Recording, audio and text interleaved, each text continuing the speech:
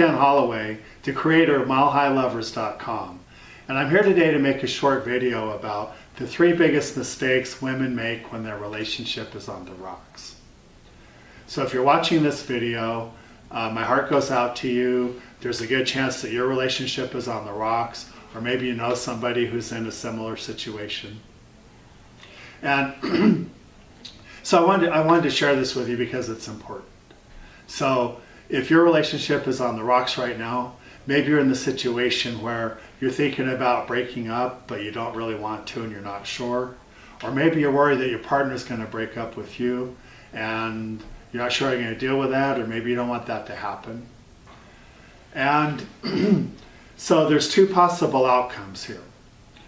Outcome number 1 is that your relationship is ended, and then that's going to leave you free to collect yourself and build a new relationship with someone else when the time is right.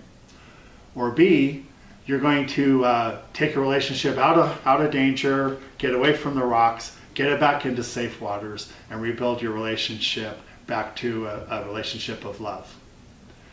And right now, maybe you don't know which way it's going to go, but as long as there's a chance that things can work out for the best, this is not a time to make bad mistakes. So this is why I wanted to make this video, to help you right now. Okay, so there's 3 mistakes, and the first biggest mistake is to do nothing. And believe it or not, people do this, and they just they're not sure what to do, so they wait, and they continue to wait, and they suffer in silence, and they just hope things will get better, or maybe something will happen to change everything around. And I wanted to tell you a story about that. I met a gentleman a couple years ago, not as a client, but as a friend. And he confided to me that he was planning to separate from his wife and get a divorce. They'd been married about 7 years. And I met him, I think it was around October.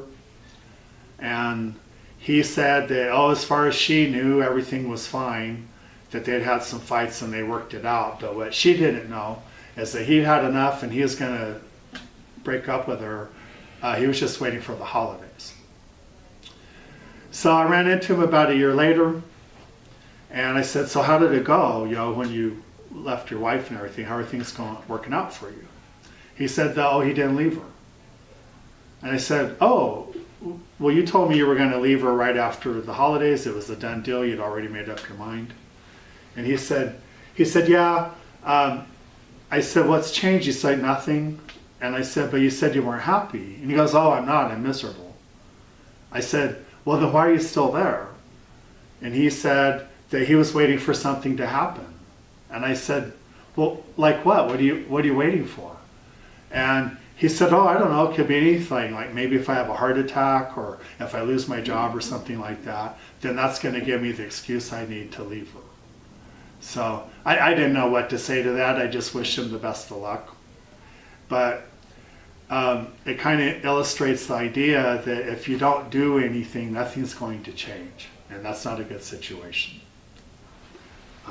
So mistake number 2 is to rely on bad advice.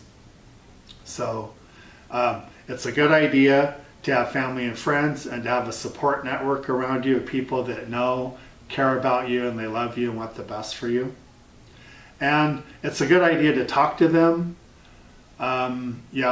use your own discretion, but to tell them how things are, so maybe they could help and give you support and be a sounding board for you to try your ideas out loud or whatever. But if your relationship is on the rocks, there's a pretty good chance that you're not being objective, and the people that you're confiding in, they're not getting the full picture. And besides, they're not trained professionals, and they've not been trained on how to help couples figure out what's wrong with their relationship and how to fix it. So it's one thing to get support. I'm all in favor of that. But if they give you advice and you act on it, it may not be good advice. So that's a big mistake that you potentially can make, and I hope that doesn't happen to you. So I'm alerting you so you can look out for it, okay? And the third biggest mistake, I call it making poor assumptions, okay? So, you're not happy, your partner's not happy, your relationship is on the rocks. And, you know, he's doing things, or she, your partner's doing things that upset you, hurt you, piss you off, make you mad.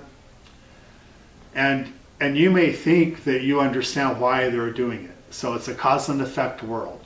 You know, if they do something, and maybe you're right, but maybe you're wrong, and that's the problem.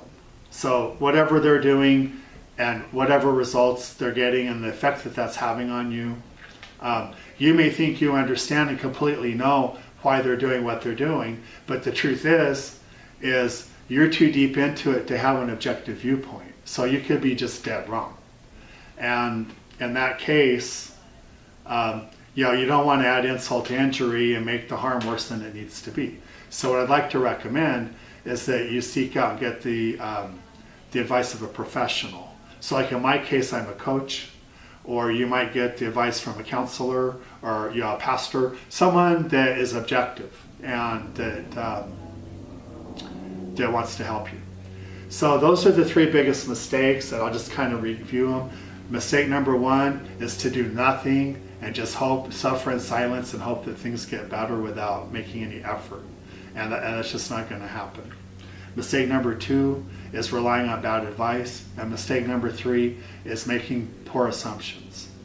So I hope that helps you to steer your relationship out of the troubled waters.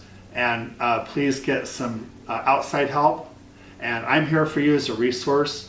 So if you'd like to reach out to me, I do offer a complimentary strategy session. You could contact me with email. I will send you a confidential questionnaire.